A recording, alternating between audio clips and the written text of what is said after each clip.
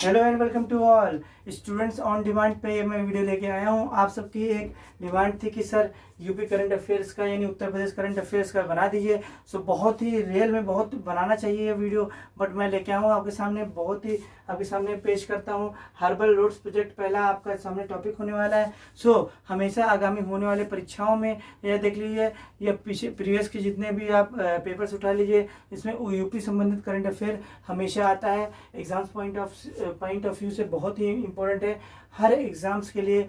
अगर आप वनडे से लेकर आप सिविल तक भी प्रिपरेशन कर रहे हैं, so lot to discuss about UP current affairs means Uttar Pradesh current affairs के बारे में। तो पहला प्रोजेक्ट है हर्बल रोड्स प्रोजेक्ट।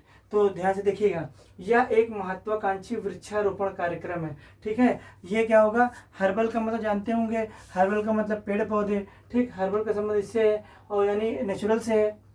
और रोड्स मतलब समझ गए, जो सड़क होती हैं, तो सड़क के किनारे ये हर्बल मतलब पेड़ पौधे लगाए जाएंगे। अब ध्यान से देखिएगा, हर्बल तो समझ में आ रहा होगा। तो ये किस सरकार ने लाया है? तो पेपर में आएगा हर्बल रोड प्रोजेक्ट किस राज्य ने लाया या किस राज्य सरकार ने लाया? तो उत्तर प्रदेश ने। अच्छा, यह कैसे कार्यक्रम है? तो वृक्षारोपण कार्यक्रम है। वृक्षारोपण मतलब वृक्षों का लगाना, यानी प्लांटेशन करना, वृक्षारोपण लगाना, रोपण करना। ठीक, ये क्या किया जाएगा? इसमें राज्य सरकार अपने राज्य की सीमा पर लगभग 800 किलोमीटर, मतलब 800 किलोमीटर जो सड़कें रहेंगी उनके दोनों साइड में, जैसे सड़क बीचों बीच है तो किनारे क्या होते हैं? पेड़ होते हैं, लेकिन 800 किलोमीटर तक वृक्षारोपण किया जाएगा।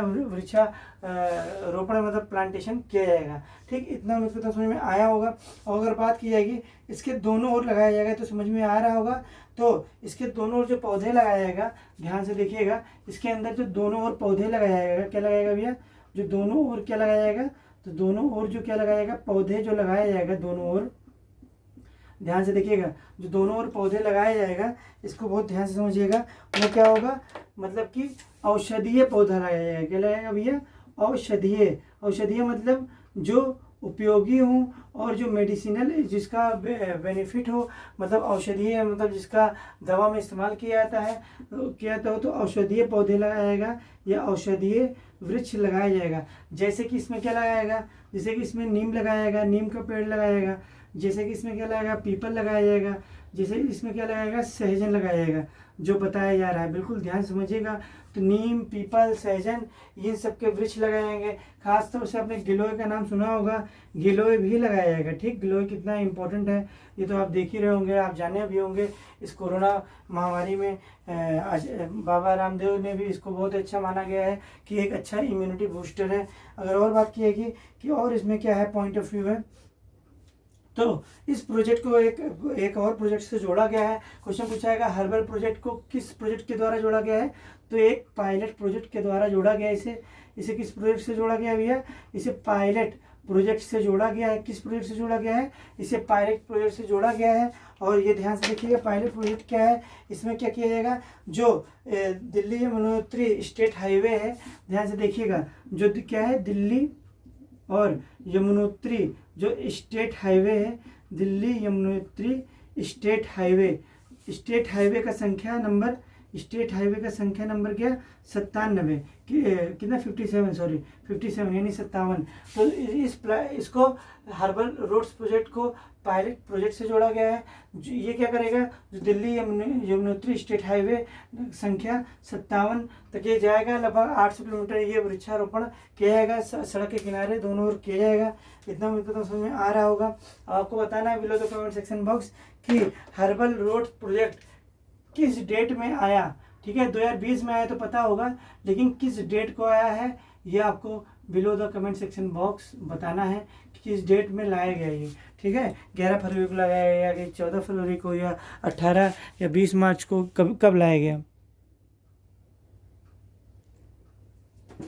ठीक, अब आगे बढ़ते हैं आगे क्वेश्चन की ओर। इसको मैं रफ कर दे रहा हूँ। दूसरा क्वेश्चन क्या कहता है, ध्यान से देखिएगा।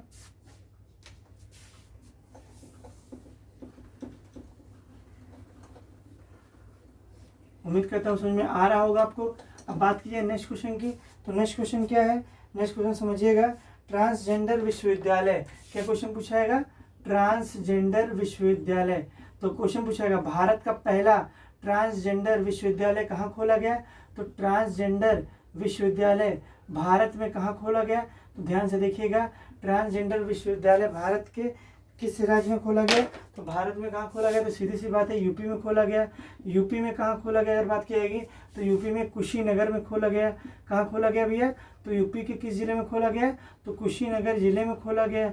और अगर बात की जाएगी अगर कुशीनगर जिले में किस क्षेत्र में खोला गया? तो ध्यान से देखिएगा, ये फाजिल नगर क्षेत्र में खोला गया। तो कुशीनगर जिले के फाजिल नगर क्षेत्र में खोला गया। फाजिल नगर क्षेत्र में खोला गया। इतना उम्मीद करता हूँ समझ में आ रहा होगा। फाजिल नगर क्षेत्र में से खोला गया। तो ट्रांसजेंडर विश्वविद्यालय भारत में किस राज्य में खोला गया? तो यूपी के कुशीनगर जिले के फाजिल नगर क्षेत्र में खोला गया है। अच्छा, बात की जाएगी ये दुनिया का भारत का पहला ये ट्रांसजेंडर विश्वविद्यालय बनाया गया है। ट्रांसजेंडर समझ ही रहे होंगे, एक मेल होता है एक फीमेल होता है, जो दोनों के यानी किन्नर जो होते हैं कि वो भी ग्रोथ करें, वो भी समाज के जुड़ना चाहते हैं और उनका भी हक है पूरा। तो बहुत मेरे ख्याल से सबसे अच्छा ये डिसीजन लिया गया है। ऐसा पूरे भारत में होना चाहिए, हर एक जगह होना चाहिए, ठीक है। इक्वलिटी सबको मिलना चाहिए। तो ये देश का प्रथम, तो ये क्या है ट्रांसजेंडर, ये जो विश्वविद्यालय है ये देश का प्रथम विश्वविद्यालय है। देश का प्रथम मतलब भारत का प्रथम विश्वविद्यालय है, ठीक। तो भारत का प्रथम यूनिवर्सिटी यानी विश्वविद्यालय है। तो इतना उम्मीद करता हूँ समझ में आ रहा होगा। और अगर बात कीजिएगा नेक्स्ट क्वेश्चन की, तो नेक्स्ट क्वेश्चन क्या पूछता है, ध्यान से समझिएगा। नेक्स्ट क्वेश्चन है हाँ, क्वेश्चन पूछाएगा कि इसको किसके द्वारा निर्माण किया गया है। तो ध्यान से देखिएगा, इसे अखिल भारतीय ट्रांसजेंडर, इसको किसके द्वारा निर्माण किया गया है? तो निर्माण इसको किया गया है, ध्यान से देखिएगा, इसको निर्माण किसके द्वारा कराया गया है? तो अखिल भारतीय, बिल्कुल ध्यान समझिएगा, किसके द्वारा किया गया है? तो अखिल भारतीय, ध्यान से देखिएगा, अखिल भारतीय ट्रांसजेंडर शिक्षा ट्रस्ट, ट्रांसजेंडर शिक्षा ट्रस्ट के द्वारा इसको निर्माण कराया गया है। ट्रांसजेंडर शिक्षा ट्रस्ट के द्वारा इसे निर्माण कराया गया है, ध्यान से देखिएगा।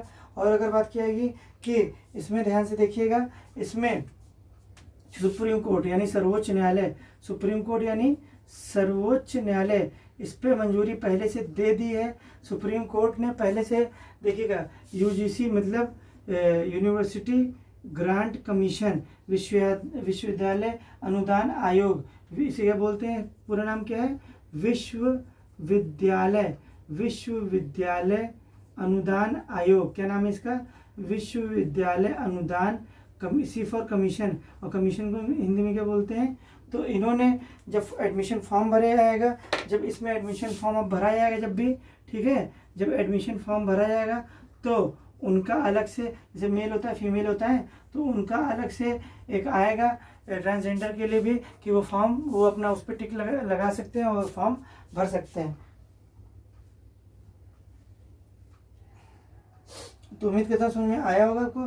तो यूजीसी ने, सुप्रीम कोर्ट ने मान्यता दे दी थी कि यूजीसी यानी यूनिवर्सिटी ग्रांट कमीशन यानी विश्वविद्यालय अनुदान आयोग क्या करे, जो भी एडमिशन फॉर्म आएगा तो उनमें अलग से क्या दी जाएगी, उनको भी प्रायोरिटी मिलेगी कि वो भी फॉर्म फिलअप कर सकते हैं। अब आगे बढ़ते हैं नेक्स्ट क्वेश्चन की ओर। अब नेक्स्ट क्वेश्चन क्या कहता है, ध्यान से देखिएगा।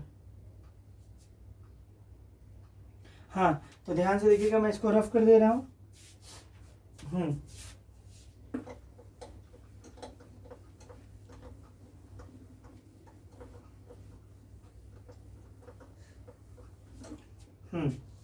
अब बात की जाएगी, ध्यान से देखिएगा, एक बहुत ही महत्वपूर्ण प्रोजेक्ट लाया गया है जिसमें देखिए, ध्यान से देखिएगा, शहीद परिवार, यूपी में जितने भी जो सैनिक हैं, यूपी के जो सैनिक हैं, जैसे यूपी के सैनिक, अगर मान लीजिए यूपी के सैनिक, मान लीजिए कौन है, अर्ध सैनिक बल हैं, कौन से हैं, मान लीजिए अर्ध सैनिक बल हैं, ध्यान समझिएगा, यूपी के मान लीजिए अर्ध सैनिक बल हैं, ठीक है। यूपी से अगर कोई सेना जा रहा है, यूपी के मान लीजिए अर्ध सैनिक बल हैं, या फिर मान लीजिए आपके कौन से हैं, अर्ध सैन्य बल हैं, ठीक है, केंद्रीय अर्ध सैनिक बल हैं, या फिर क्या है, यूपी से अगर कोई केंद्रीय अर्ध सैनिक बल में काम कर रहा है, केंद्रीय अर्ध सैनिक बल में अगर कोई काम कर रहा है, या फिर ध्यान से देखिएगा, केंद्रीय अर्ध सैनिक बल में काम कर रहा है, ठीक है, या भारतीय सेना में हो, या किस में हो, भारतीय सेना में हो। तो यूपी से कोई जवान हो, अगर मान लीजिए यूपी से अगर कोई जवान हो, आर्मी हो, अगर वो देखिए गया हो और वो अर्धसैनिक हो,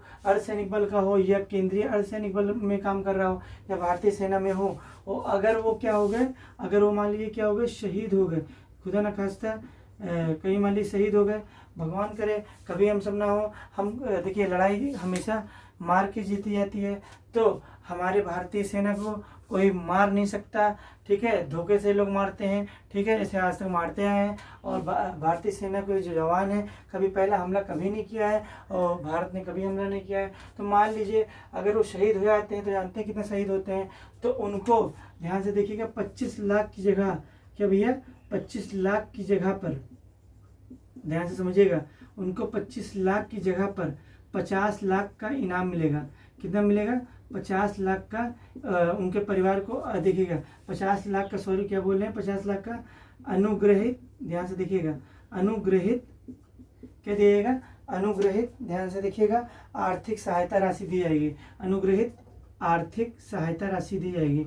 अनुग्रहित आर्थिक सहायता राशि प्रदान की जाएगी। बिल्कुल ध्यान से समझिएगा।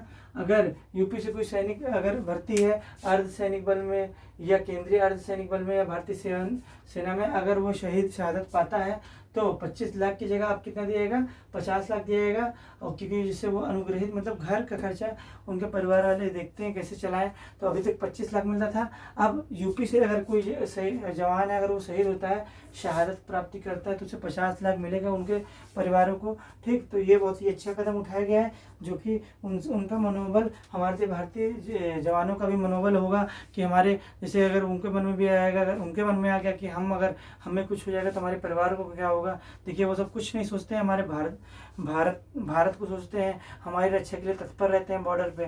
तो सोच लीजिए अब इससे क्या होगा कि ये भी उनके मन में आएगा कि अगर मैं नहीं रहूँगा तो हमारे परिवार का लालन पालन सब कुछ सही से हो पाएगा। सो ठीक है, एक जान से बढ़कर कोई नहीं है, 50 लाख कुछ नहीं है, बट ठीक है उनके घर को थोड़ा रिलीफ मिलेगा इससे, ठीक है। तो इतना उम्मीद करता समझ में आ रहा होगा।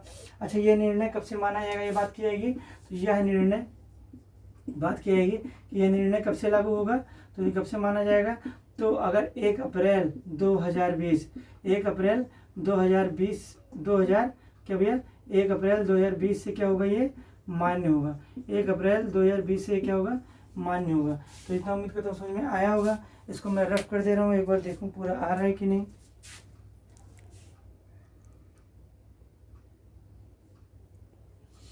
ठीक है, पूरा आ रहा है, क्लियर आ रहा है।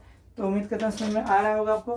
तो 25 लाख का इनाम दिया जाएगा, 25 लाख की जगह आप सॉरी क्या दिया जाएगा, 50 लाख का अनुराशि दी जाएगी, अनुग्रहित सहायता राशि प्रदान की जाएगी, ठीक। ये कब से मान्य होगा, मतलब 1 अप्रैल 2020 से मान्य होगा, ठीक। इतना उम्मीद करता समझ में आ रहा होगा। अच्छा, आपने सुना होगा एक्यूट इंसेफ्लाइटिस अभी फैला हुआ था उत्तर प्रदेश में। एक्यूट इंसेफ्लाइटिस ये जो आई थी सिंड्रोम, एक्यूट इंसेफ्लाइटिस सिंड्रोम, ये जो फैला था, ये कहाँ फैला हुआ था आपको पता ही होगा, यूपी से फैला था। और यूपी के जो मुख्यमंत्री है उन्हीं के गढ़ में, कहाँ पे, गोरखपुर में। कहाँ पे भैया, गोरखपुर। यूपी में कहाँ फैला था, गोरखपुर में। तो आपका नाम सुना होगा, इसका दूसरा नाम भी रखा गया था, आपको पता होगा क्या नाम रखा गया था, जापानी इंसेफ्लाइटिस। क्या था, एक एक्यूट इंसेफ्लाइटिस सिंड्रोम बोला गया था और एक जापानी इंसेफ्लाइटिस। और कहाँ फैला था, उत्तर प्रदेश के गोरखपुर जिले में। तो देखिएगा गोरखपुर जिले में फैला था, गोरखपुर जिले में।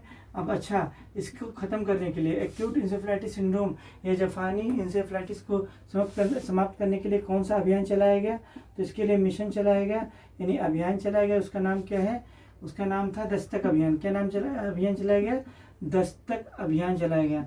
तो अगर क्वेश्चन पूछेगा जापानी इंसेफ्लाइटिस उत्तर प्रदेश में कहाँ फैला, तो गोरखपुर जिले में। अच्छा, बात किया गई इसके लिए कौन सा अभियान चलाया गया, तो दस्तक अभियान इसके लिए चलाया गया। अच्छा, ये कब चलाया गया, अगर बात की गई दस्तक अभियान, तो 1 जुलाई 2019 को।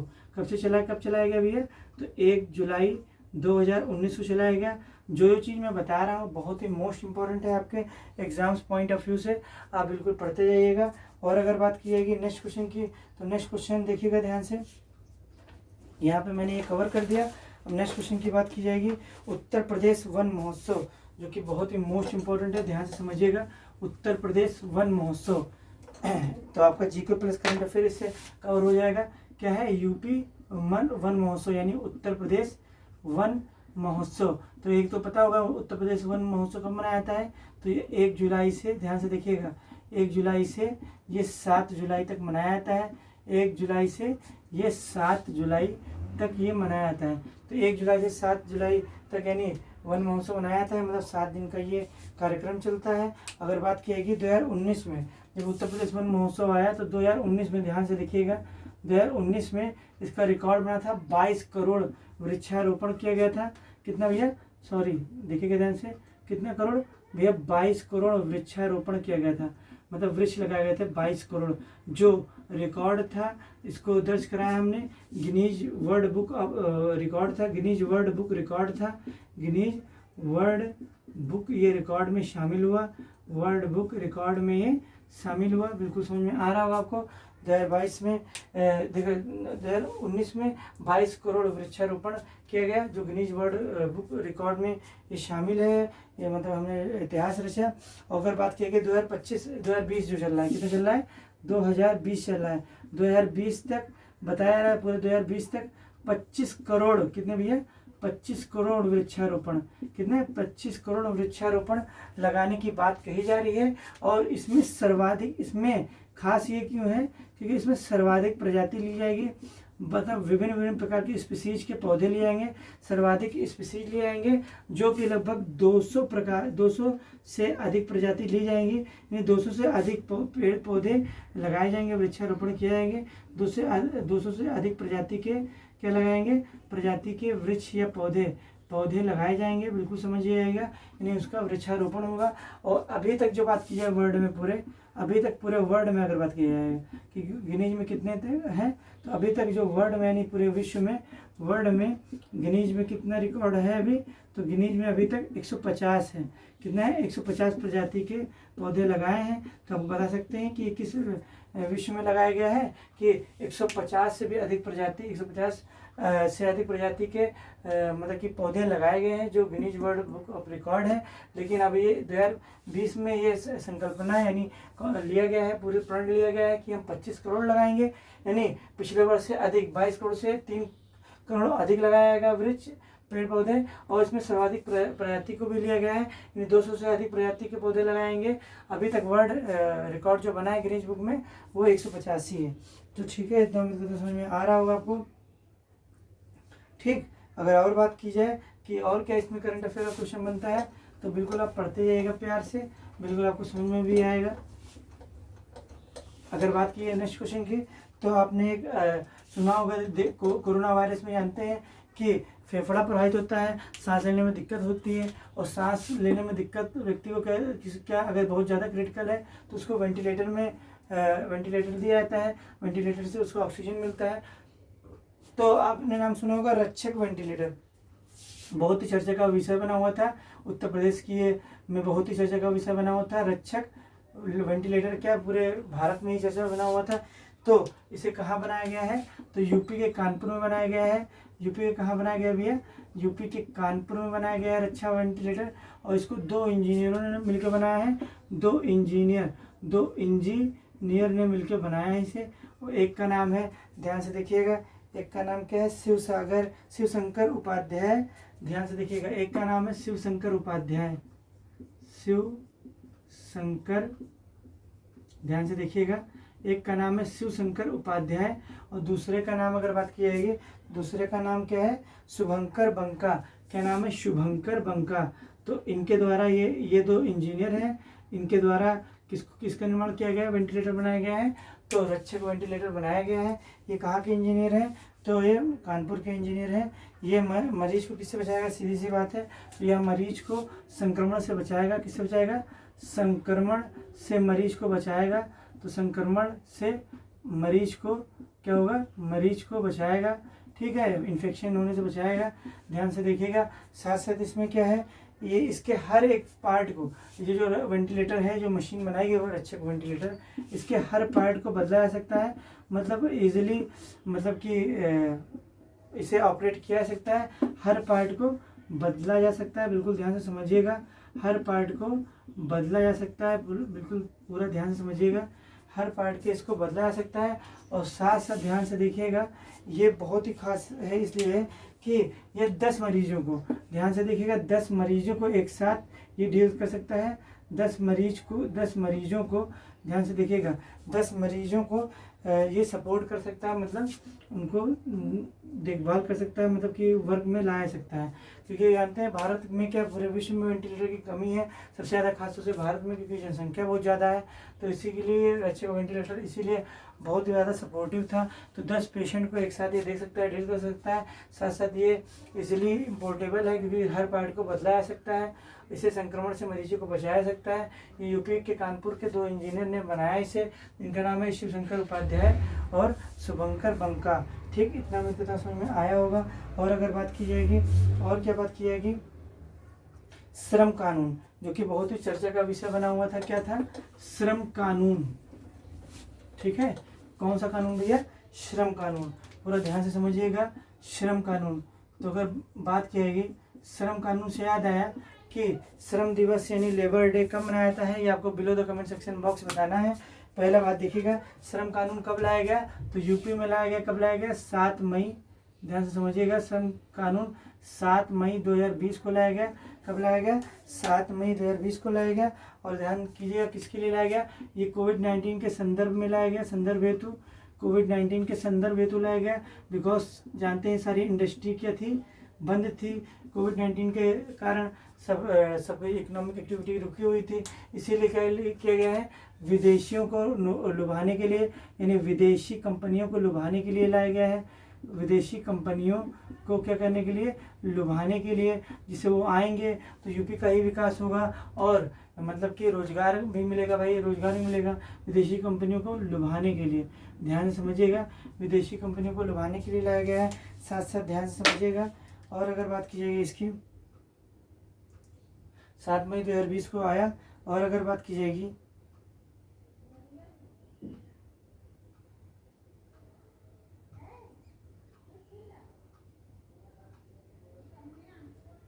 हाँ, इसमें क्या किया जाएगा? जो श्रम कानून है इसमें क्या किया जाएगा? परिवर्तन किया जाएगा, कुछ परिवर्तन होगा। परिवर्तन किया जाएगा, क्या किया जाएगा भैया? इसमें कुछ क्या होगा? परिवर्तन होगा।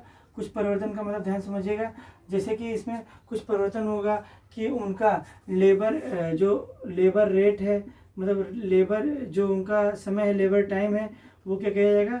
बढ़ाया जाएगा, इंक्रीज़ किया जाएगा। लेबर टाइम जो है वो क्या किया जाएगा? थोड़ा इंक्रीज़ किया जाएगा।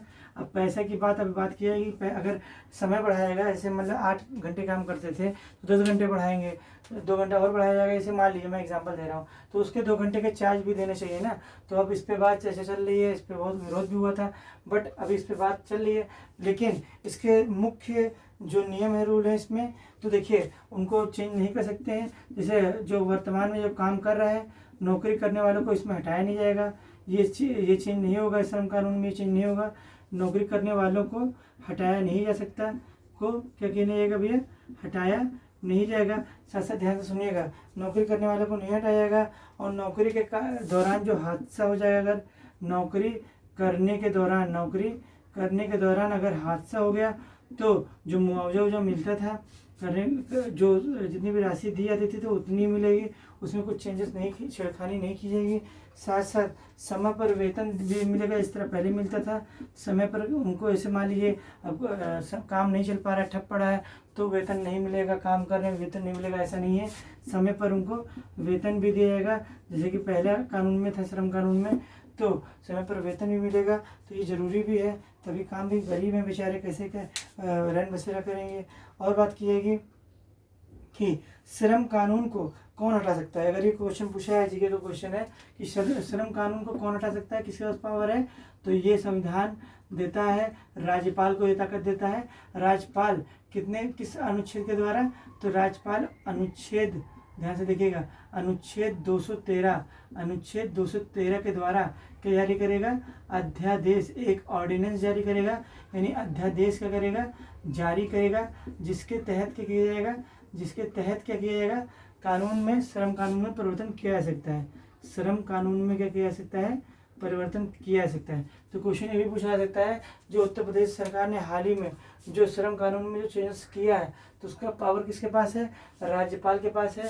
संविधान का अनुच्छेद इनको शक्ति देता है कि 213 ये शक्ति देता है कि अध्यादेश जारी कर सकती हैं कौन? राज्यपाल। कौन? आनंदीबेन पटेल हैं जो इस समय उत्तर प्रदेश की, कि वो कर सकते हैं। इसके तहत वो श्रम कानून में क्या कर सकती हैं भैया? संशोधन वो कर सकती हैं। ठीक, तो ये पावर किसके पास है? तो ये राज्यपाल के पास है। मैं आपको पूरा कोशिश कर रहा हूँ, थोड़ा वीडियो लंबा जाएगा, पर मैं पूरा कोशिश कर रहा हूँ कि आपको पूरा ये समझ में आए। अब आगे बढ़ते हैं नेक्स्ट क्वेश्चन की ओर। चलिए लास्ट क्वेश्चन मैं लेता हूँ, ज़्यादा बड़ा नहीं ले रहा हूँ, तो बहुत बड़ा हो जाएगा। बिल्कुल ध्यान से समझिएगा। अब अगर बात की जाएगी, ध्यान से समझिएगा, मुख्यमंत्री निराश्रित गाय भागीदारी योजना, क्या नाम है? मुख्यमंत्री, यानी सीएम लिख देता हूँ, चीफ मिनिस्टर मतलब मुख्यमंत्री। ध्यान से देखिएगा, मुख्यमंत्री निराश्रित, ध्यान से देखिएगा, निराश्रित मतलब जिसका कोई घर ना हो, निराश्रित मतलब जिसका कोई घर ना हो। मुख्यमंत्री निराश्रित, हाँ, गाय भागीदारी योजना, निराश्रित गाय भागीदारी योजना। तो क्वेश्चन पूछेगा, गाय से देख के आप समझ ही जाएंगे कि कहाँ का करंट अफेयर है, किसने लागू किया होगा? उत्तर प्रदेश ने। गाय भागीदारी योजना, गाय भागीदारी योजना, ध्यान से समझिएगा। इसमें क्या है? जो निराश्रित गाय है, निराश्रित मतलब जिनके पास आवारा जो पशु हैं जितने, मतलब मतलब ये जो ऐसे सड़कों पर घूमते हैं, ध्यान से देखिएगा इसको। अच्छा देखिएगा कब लॉन्च किया गया, तो इसको लॉन्च किया गया 3 मार्च 2020 को। कब लॉन्च किया गया भैया? 2020 को इसको लॉन्च किया गया है। कब लॉन्च किया गया है? 3 मार्च 2020 को इसको लॉन्च किया गया है। इसके तहत आवारा पशुओं को क्या किया जाएगा? जो आवारा पशु हैं, देखिए इसके तहत जो आवारा, जिनके पास घर नहीं है, निराश्रित हैं, तो आवारा पशुएं जितने हैं, खासतौर से गायें, देखते हैं कि इतने सड़कों में मिलते हैं, एक्सीडेंट भी बहुत होते हैं। इसको देखते हुए योगी सरकार ने क्या किया है? आवारा पशुएं जो अगर आवारा पशुओं को लेने के जो इच्छुक हैं, को लेने को जो कोई भी इच्छुक हैं, कौन इच्छुक है? जो भी किसान इच्छुक हैं, कौन इच्छुक हैं? जो भी किसान, उनको 900 रुपये, उनको कितना भी है?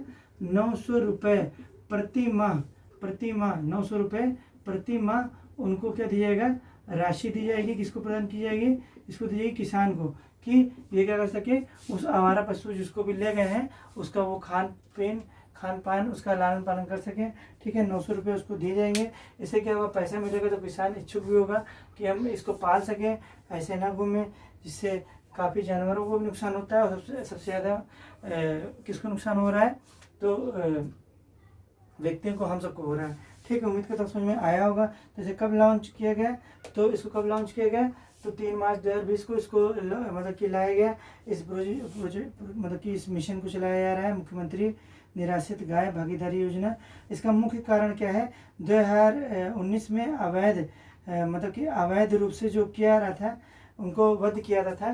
2019 में लाया गया था कानून ना, 2019 में जानते होंगे आप, कानून पास किया गया था कि कानून पास किया गया था कि अवैध रूप से आप वध नहीं कर सकते हैं। अवैध रूप से क्या नहीं कर सकते? अवैध रूप से पशुओं का वध नहीं कर सकते, गाय वाय का वध नहीं कर सकते। बहुत कानूनन जुर्म है, सख्त उनको सजा का प्रावधान दिया गया था। 2019 में कानून बनाया गया था इसके लिए कि अवैध रूप से पशुओं का वध नहीं कर सकते। क्या नहीं कर सकते? वध नहीं किया सकता, वध नहीं कर सकते। इसी के लिए ये योजना लाई गई है। साथ साथ लोग भी सुरक्षित रहें, पशु भी सुरक्षित रहें, सभी सुरक्षित रहें। तो ध्यान से समझ में आया होगा। सो मैं विराम लेता हूँ, अपनी इस वाणी को विराम देता हूँ। Thank you for watching, keep it up and thank you.